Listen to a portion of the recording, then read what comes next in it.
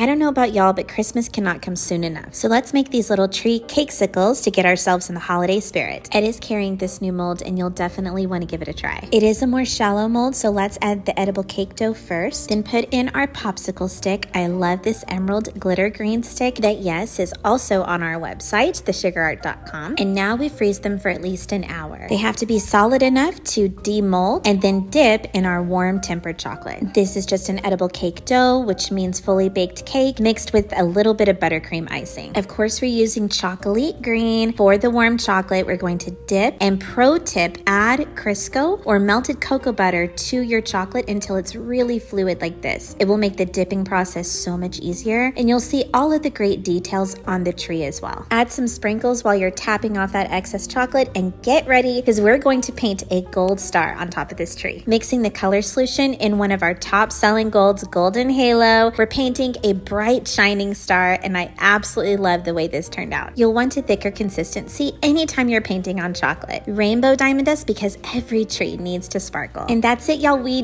did it. Shop molds, popsicle sticks, colors, luster dust, everything at thesugarart.com, and I hope you'll give this a try this holiday season.